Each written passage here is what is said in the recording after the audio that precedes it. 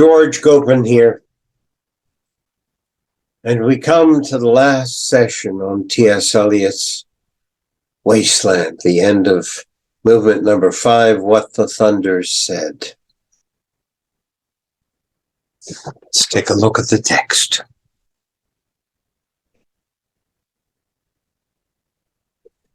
We ended last time with the rooster appearing on a roof tree. Cocorico, cocorico. In a flash of lightning, then a damp gust bringing rain. We've waited for water so much in this poem, and especially in this fifth movement, where the water and the rock and the rocket, the only water, if they were only not the sound of the water, and suddenly there's a damp gust bringing rain. Ganga was sunken, and the limp leaves waited for rain, while the black clouds gathered far distant over Himavant. The jungle crouched, humped in silence. Then spoke the thunder.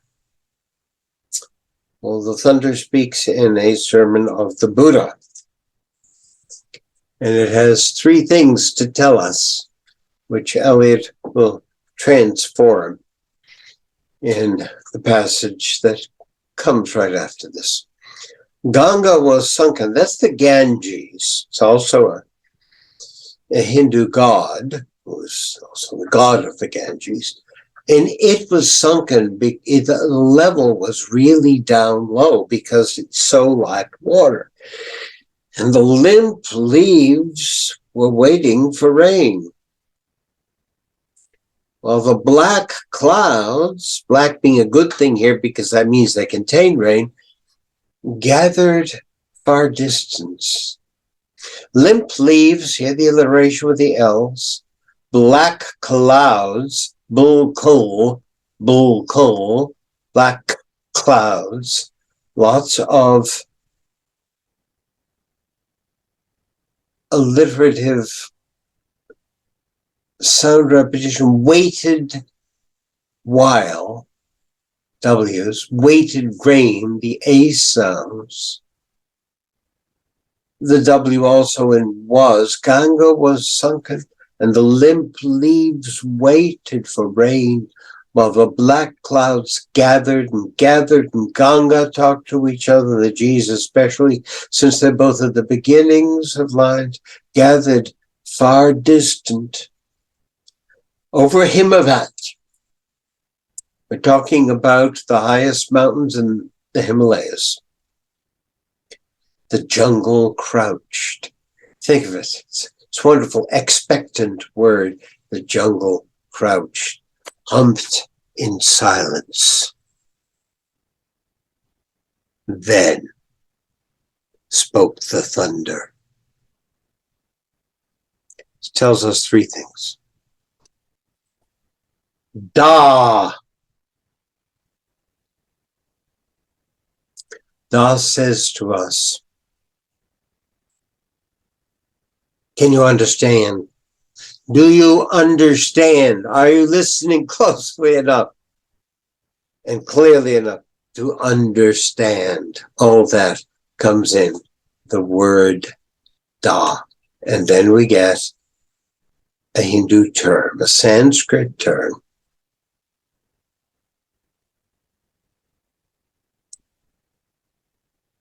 Datta.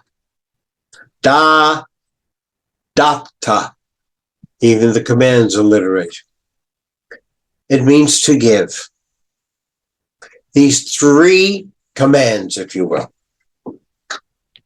or at least suggestions of the way to get there, are give, sympathize, and control. The Buddha gives them in a different order than Eliot gives them to us. But there they are, da, datta, give. What have we given?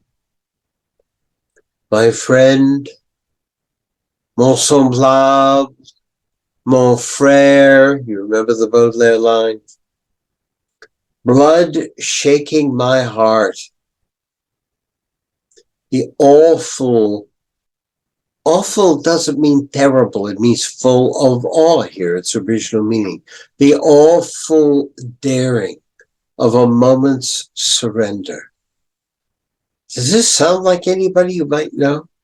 Do you know the love song of J. Alfred Prufrock, Eliot's earlier poem, 7 years earlier, in which this guy, so prudish about his frock, is worried about, can he go see the lady and ask the question, can he pounce? And he winds up not being able to do it. No, he was no Hamlet. Just an attendant lord, good for starting a scene, can't rise to the occasion. The awful daring, he was awed by the lady in question, of a moment's surrender, and it only may be a moment, which an age of prudence. Now, if you know Eliot's poetry, and back then in 1922, anybody who recognized Eliot and would read the Wasteland would have read Prufrock, which came out 7 years later in Poetry Magazine with a lot of fanfare. An age of prudence, and here he gives us the brew in Prufrock. To echo, just in case you were thinking about it, this echoes it. The awful daring of a moment's surrender, which an age of prudence can never retract. Once it's out there, you can't get it back. That's why it's a good thing. Maybe don't give. This is why you shouldn't give. By this and this only we have existed. Our hope that we could have such a moment. We'd have to give to get it. But by this and this only, we have existed. The lack of punctuation is intentional on Eliot's part. These lines flow into each other and they don't. They seem to end pretty well. The awful daring of moment's surrender, that ends. Which an age of prudence can never retract, that ends. But there's no ending punctuation.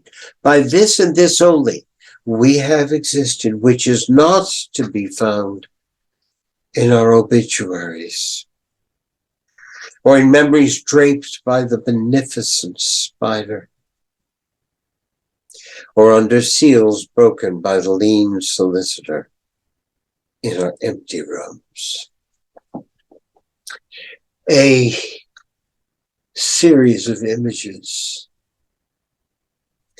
of the end, and the end being empty. We're reduced to a last will and testament.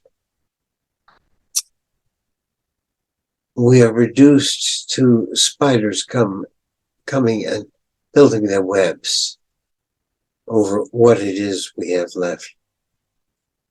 Data, give.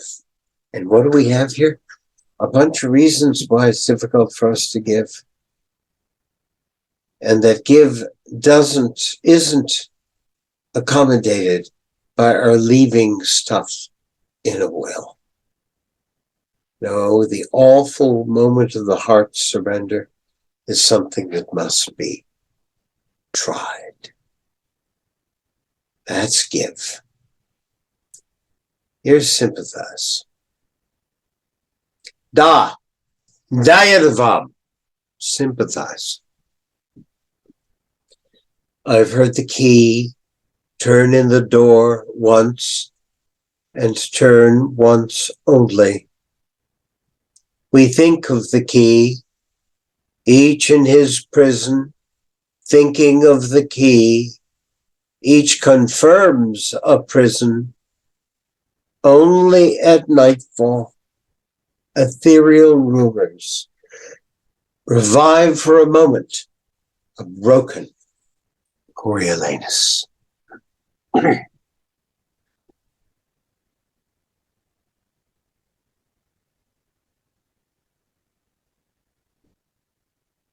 Sympathize.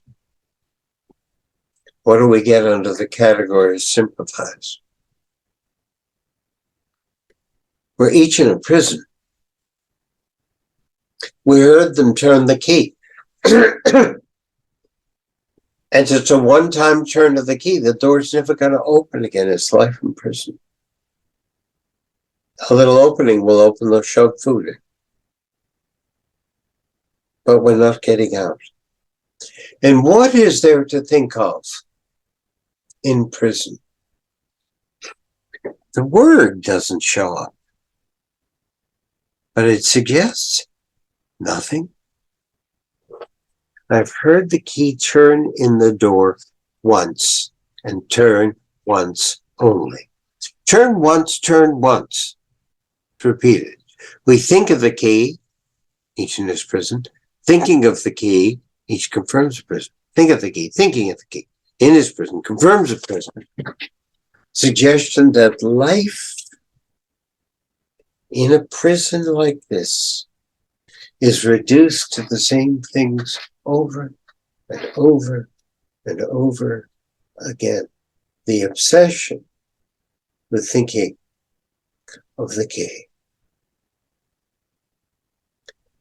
Only at nightfall, a revival of a Coriolanus, play written by Shakespeare. And the line about the key, if you look at Eliot's notes, Dante. They're coming back. Coriolanus was a Roman hero, general, too proud. And he is locked into the prison of his own egoism by the end of the play.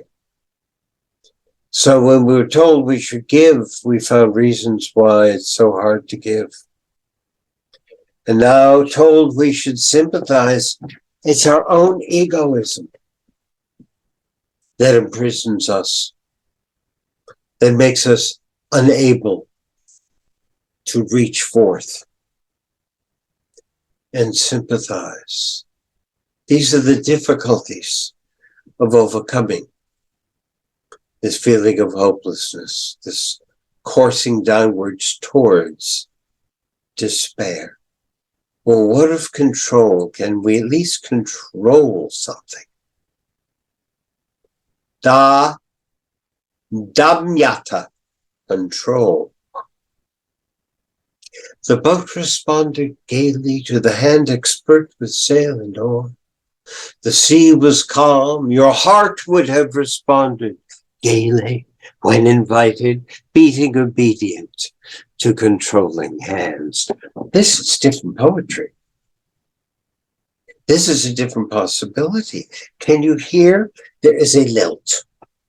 Can you hear? The boat responded gaily to the hand expert with sail and all. The sea was calm. Your heart would have responded gaily. There's two enjambments landing on gaily each time. It's like a refrain. When invited, beating obedient to controlling hands. This is control where it can help. Where are we? We're on a sailing boat. One of Eliot's great loves, sailing. We're in a boat where if there is two of us and we're going out for a boat ride together and we've got a relationship that's going, one heart can respond gaily to the other. Now, perhaps we have in mind the canoe at Richmond and that Thames nymph raising her knees. This is a whole different kind of feel to it. This is the water lapping at the sides of the boat and the sun refracted off the surface of the wavelets. And again, it has to do with the lilt of the rhythm. It's worth repeating. Damyat. The boat responded gaily to the hand expert with sail and oar. The The sea was calm, your heart would have responded gaily. The boat responded gaily, your heart would have responded gaily. When invited, beating obedient, beating obedient to controlling hands.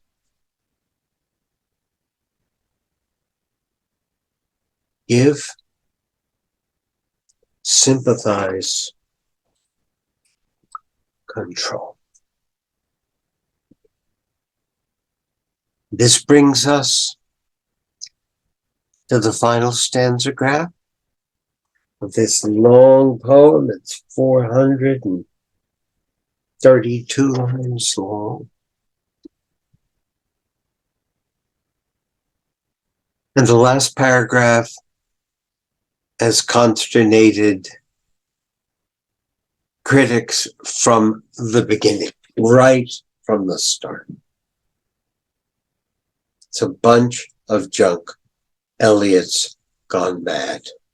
He's tried to hold it together. The World War has depressed him. He's in an asylum trying to get better control of his sanity. And it all bursts like a water main. And the torrent comes roaring out, they say. The last stanza graph is a pile of junk, they say. Let me lead you on a guided tour.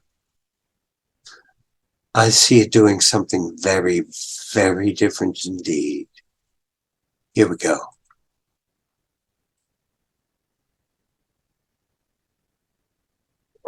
I sat upon the shore fishing with the arid plain behind me. Shall I at least set my lands in order? London Bridge is falling down, falling down, falling down. Poi si scusa nel fuoco che li affina. Quando fiamuti Caledon, oh swallow, swallow, le prince d'Aquitaine à la tour abolie. These fragments I have shored against my ruins. Why then I'll fit you, Hieronymus mad again. Data, Dainava, Damyata, Shanti, Shanti, Shanti. What's it all about? I sat upon the shore, fishing. I sat upon the shore fishing with the arid plain behind me. Now, folks, I'm not going to tell you that the way I interpret it is the way or the right way. I'm just showing you that it's a way. And it's a way that makes me very happy. And that makes me feel the whole poem has been brought together at the end. And to a great extent, resolved. So you can take it any way you want. You can read the other critics and say, oh, well, he's just gone mad. What have we got? My goodness, before I go into the individual lines, let's look at the potpourri here.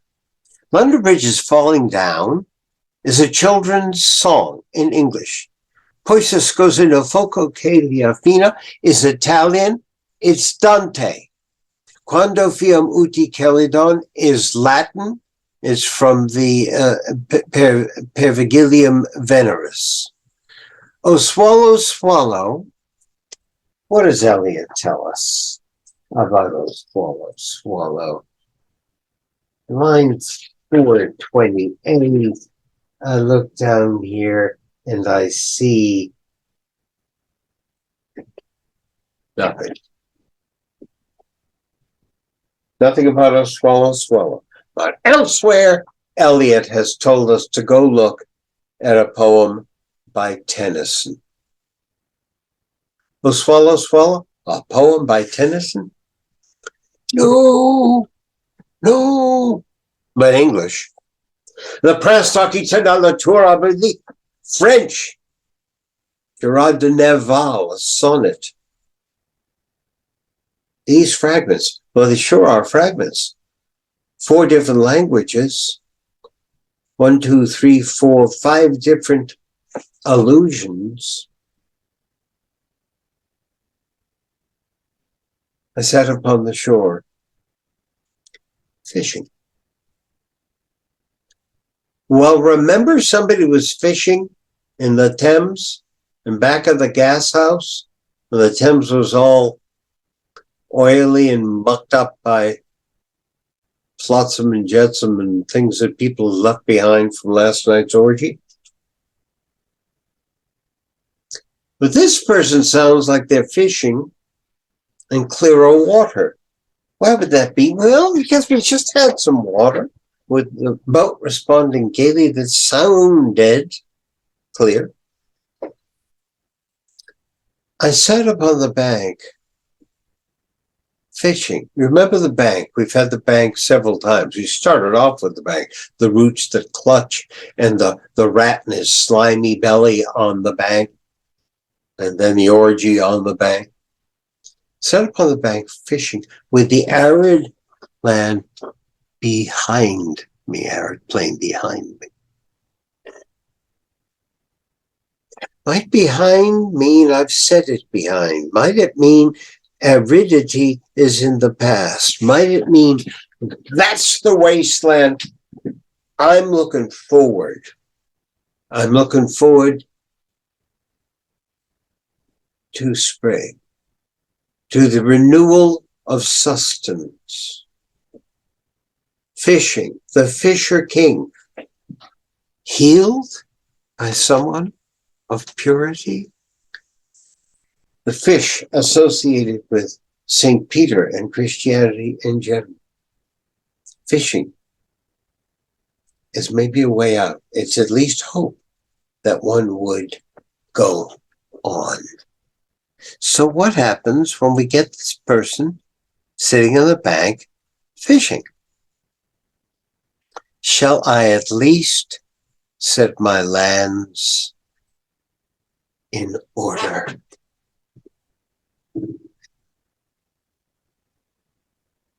It sounds like an illusion, doesn't it? I don't read where anybody hears in it what I hear in it, because that's a great thing about poetry. You can hear what you want to hear. What I hear is Rasselas. What I hear is Candide. These works about a young couple setting out to try to find the meaning in life. Candide is built on Rasselas. And what do they find at the end? They go through all sorts of terrible things. Candide. If you've never seen Leonard Bernstein's Candide, I can recommend it to you. There is a wonderful recording of it with Kristen Chenoweth and Paul Graves in the lead roles.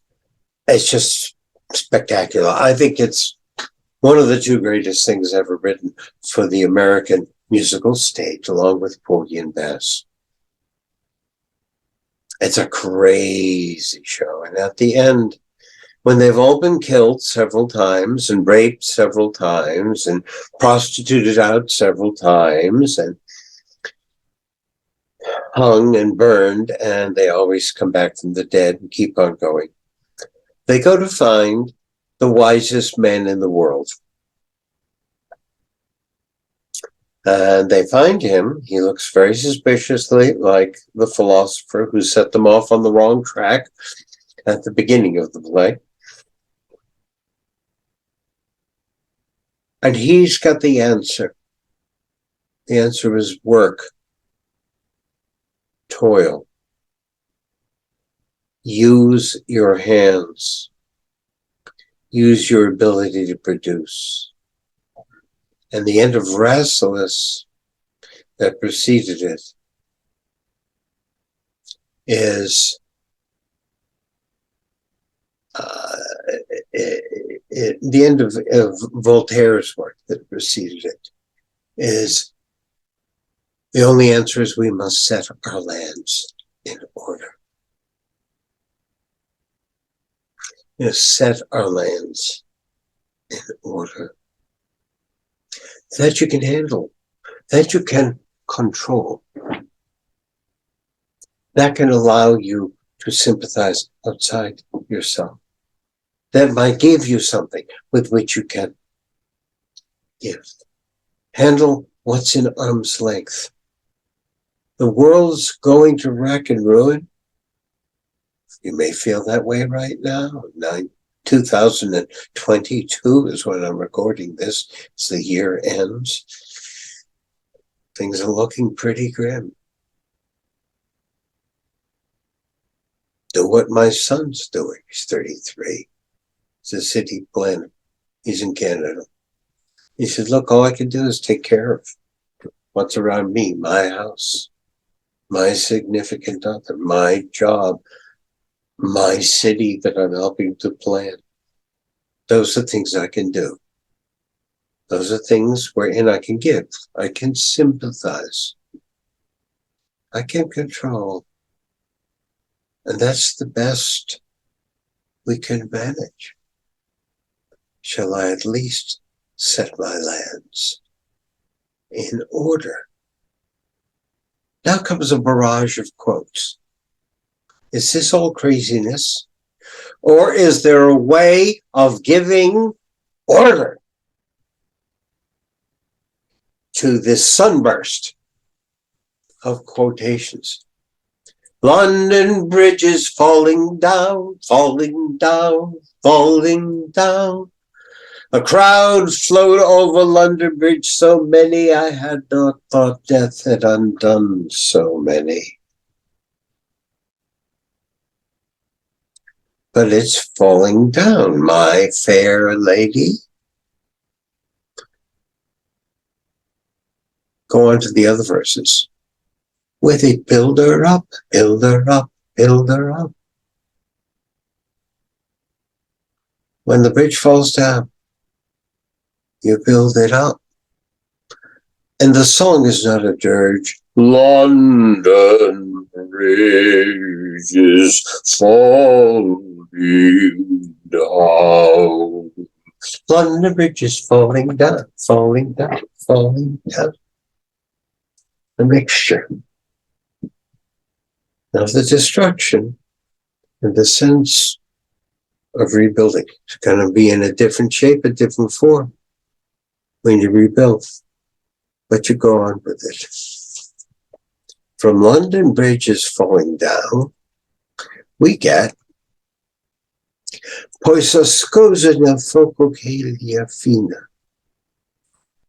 What's that? He tells us it's Dante.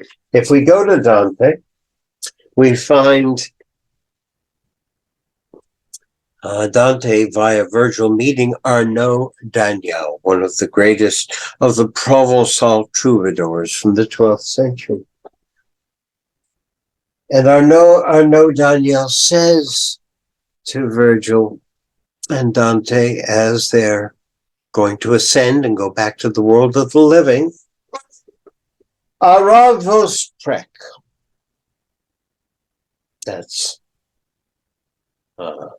Provençal for, and so I pray you. And that's the title Eliot gave to a very early collection of his poems. Poems finished before 1920. And so I pray you, by that virtue that guides you to the top of the stair where we're going to rejoin the world of the living. By that virtue that guides you to the top of the stair, be reminded in time of my pain. Then he hid himself in the fire that purifies him. Christian mysticism believed in this. 15th century Eliot was very into it. That the fires of hell are there not only for punishment, but for purification. And that by burning away the sins, you can eventually become worthy. So it's not just the prison where the key is turned once and once only. The fire is refining. So that's our Dante quote. When a bridge falls down, can be built up. Or no Daniel is in hell, can be purged and can rise up. Quando fiam uti calidon. From the Pergavilium Veneris, Eliot gives us that note, in case you want to go read it. It's long. And what's it all about? It's about, guess who? Philomela, remember her? You know, that lady raped by her brother-in-law over and over again. She's going to talk, so he cuts out her tongue. She starts telling the story in a tapestry, and he comes to murder her, and the gods take pity on her and turn her into a nightingale. Chop, chop, chop, chop. But in other versions of the story, she is turned into a swallow. And the Pervigilium Veneris is one of those other versions, where Philomela reappears. She's been with us twice before. And here she is asking, when shall I be as the swallow? That's what that Latin line means. I'm waiting. I'm waiting. And redemption can come. So we've got three different images in a row. Images. Fragments of images. A heap of broken images. Three in a row where things have collapsed and have fallen down, but are capable of being redeemed, capable of being restored.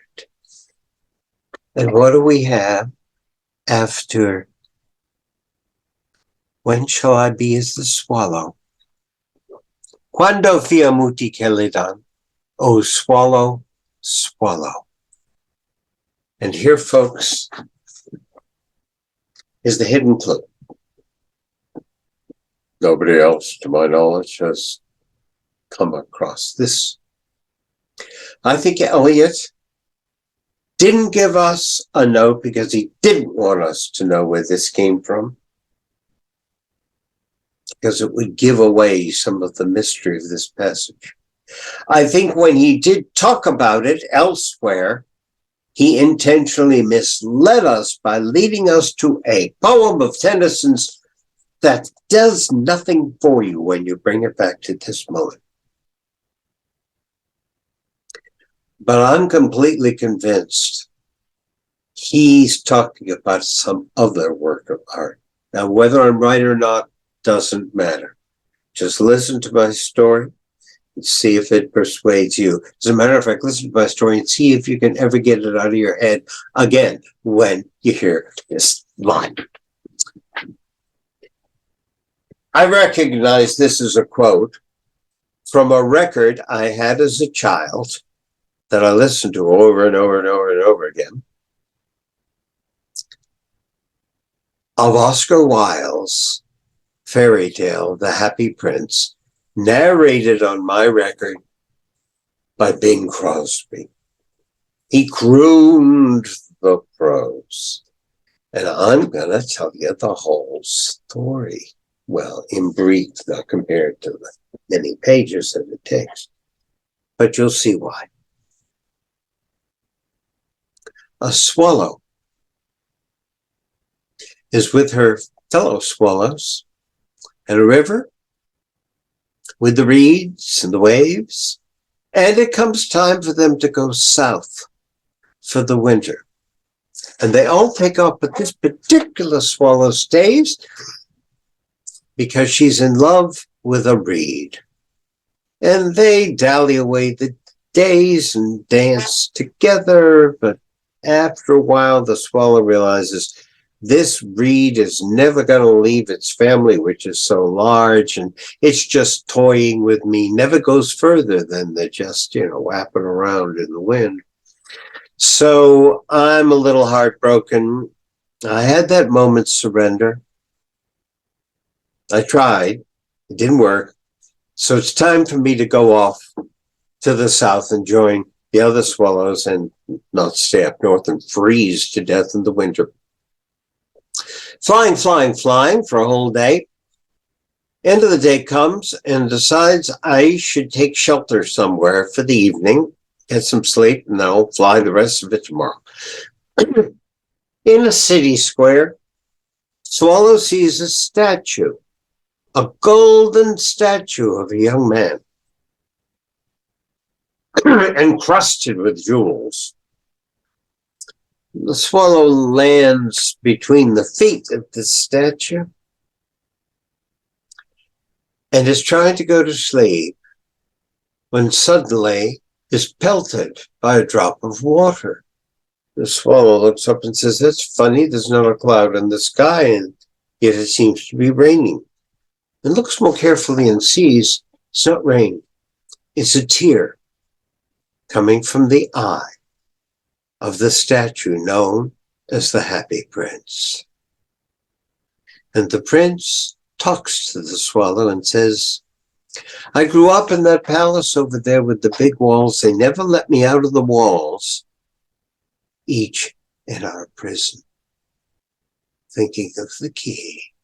They never let me out of the walls, and I couldn't see over the walls, but everything was wonderful in my life. I had everything I wanted, and riches, and everything was great. And then I died. And they took me and made a statue out of me covered with gold leaf. And I've got 2 sapphires for my eyes. I've got a ruby on my sword hilt. And they put me up on this pedestal in the middle of the city. And I look around my city. And I see the poor and the struggling and the hungry and the miserable. Oh, swallow, swallow. I can hear Bing Crosby. That extraordinary voice. Oh, swallow, swallow. Can't do it. Will you not take, this is in the morning, it's talking. Will you not take the ruby from my sword hilt? There is a woman across town. She's got this, that, and the other problem, and money would help her. Take the ruby. Give it to the lady. So the swallow says, well, I should be on my way, but I will stay with you one more day, and I will do as you say. Takes the ruby, gives it to lots of happiness in that home. The swallow comes back. Gonna leave the next day. And the prince says, oh, swallow, swallow, little swallow, will you not stay with me one more day? Because there's a unhappy person over there. Will you please take one of my sapphires and give them to me? Oh, I couldn't take your eye. Oh, swallow, swallow, little swallow, do as I say. And the swallow takes the sapphire.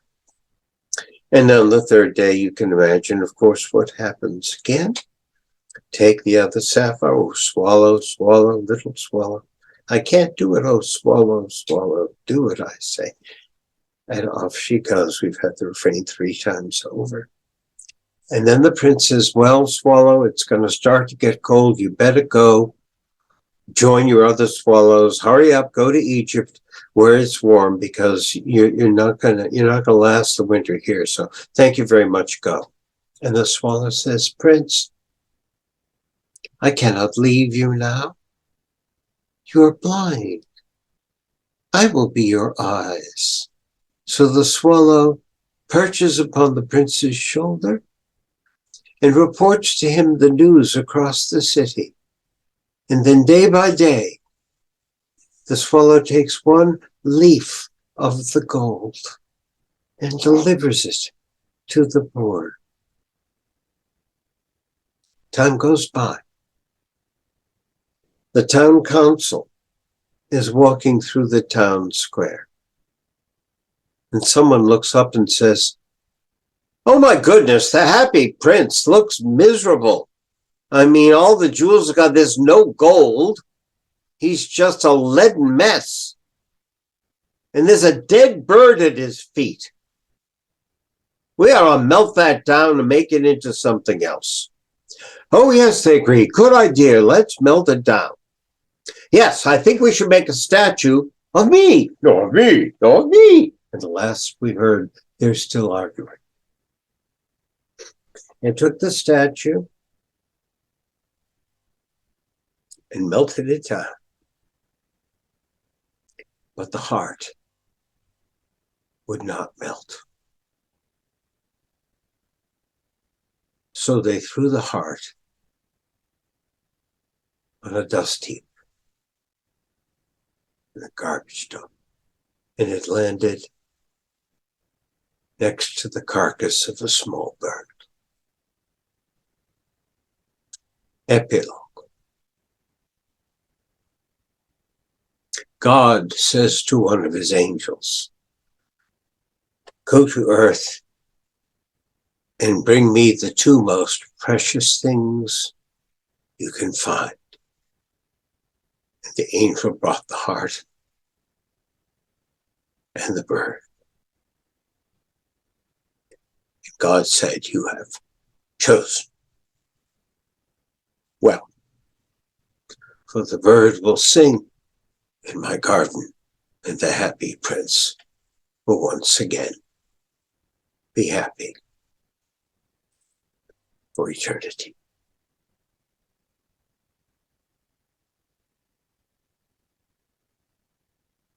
When shall I be as the swallow? Quando fiam uti celadon. Oh, swallow, swallow. Le prince, the prince. Le prince d'Aquitaine, à la tour abolie. That story, which as you can see always moves me deeply.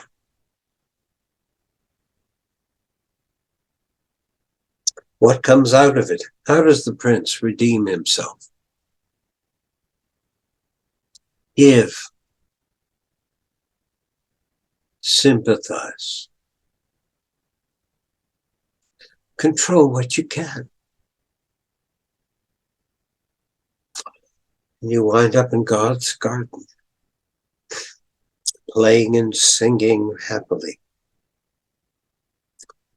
for eternity. The Prince d'Aquitaine à la tour abolie, the Prince of Aquitaine. At the ruined towers. Nerval's poem is a sonnet. We recapitulate all those hidden sonnets in the third movement, perhaps. And we've got ruined towers. And we'd have towers a number of times. The White Towers as Elizabeth and Leicester float down the Thames. The towers with the bats climbing down. There were towers in the air. Unreal city. So what we have is a bunch of fragments, a heap of broken images. Under bridge falling down. Arno Daniel being purged in hell. When shall I be as a swallow, says Philomela. Oh, swallow, swallow, says the happy prince. And the Prince of Aquitaine. It is ruined, it is abolished tower. These fragments I have shored, sat upon the shore fishing. These fragments I have shored against my ruins. Not my ruin, but my ruins. What are ruins? fragments of things that used to be great. The west wall of the cathedral is all that's left. The west wall of the temple is all that's left. It's a ruin, but it lifts us up. You ever want that experience and you're in England, go out of your way to go to Coventry. The cathedral at Coventry was bombed to smithereens by the Nazis. And right next door, finishing in 1962, they built a modern cathedral, nothing like the old Gothic, but a modern, gorgeous cathedral. And the shards, the fragments that remain of the original cathedral are still there. Fragments of a wall here and a wall there and an altar here and little bits and pieces. And they are gorgeous. These fragments I have shored against my ruins. I have brought together my best friends, Dante, Wagner, Shakespeare, Baudelaire, Chaucer, and I have shored them. I put them together like the monks taking the shattered fragments of the stained glass windows ruined by Henry VIII's henchmen 75 years later and pasting them together to make a new window, which looks ragged and jagged and shardish, but has an extraordinary beauty of its own with things juxtaposed. Why then I'll fit you, Hieronymo's mad again.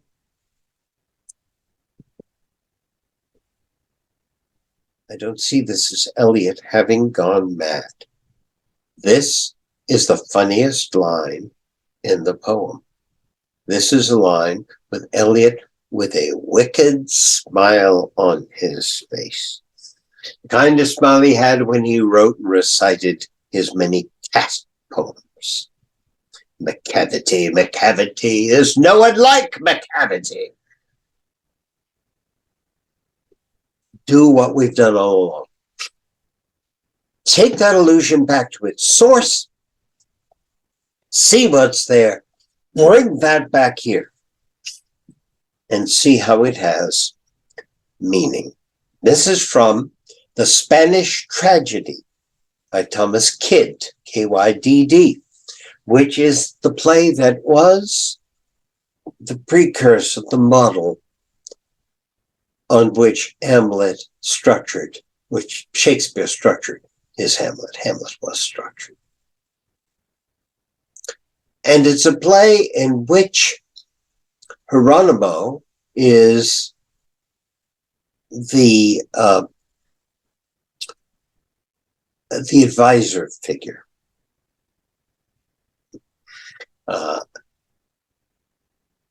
To the king, the wise man. Everything's going along fine, but the king is a ne'er-do-well, and Hieronymo's son is killed as a result of political machinations. Hieronymo's going to get his revenge, and he takes the whole play setting it up. And it all happens in the last scene, where, like the last scene in Hamlet, there are dead bodies strewn everywhere. And Hieronymo has had his revenge. Now, how did he stick around for so long and be able to arrange all this without somebody noticing what's going on? Because he affected madness. He pretended to be mad. Now, Hamlet lets it known that he's mad, but in that play, it doesn't function. There's nothing Hamlet can do, being mad, that he couldn't do otherwise. So it's kind of just a tip of the hat to the kid at play, using the madness because it was there. Hieronymo, at the end of the play, with all these corpses all over the stage, you could see him looking mad and then stopping and winking at the audience. Mm-hmm. Got him. Got him. Why then I'll fit you. Geronimo's mad again. Eliot has put together all this stuff. He's been tweaking your nose. He's been pulling your ear. He's been intentionally confusing you. He's made it really difficult to get through this poem. This poem's a bit like Dante's Inferno. You have to suffer through it. And it becomes a refining fire here at the end. So as he tips the wink to you, as he says to you, these fragments I have shored against my ruins. Why, then I'll teach you. Geronimo's mad again. They're going to think I'm crazy. You can see why he wouldn't give away the source of "Oh Swallow, Swallow." He didn't want this to seem sane. It's completely sane. It's just artistic. It's cubist. Why, then I'll fit you, Geronimo's mad again. Now, how do you bring this poem to an end? How do you bring it to an end perfectly? Well, you go back to the 3 suggestions from Buddha's fire sermon, and you end it with this gorgeous word, shanti, which is often pronounced at the end of reading the Upanishad, one of the Hindu long holy poems.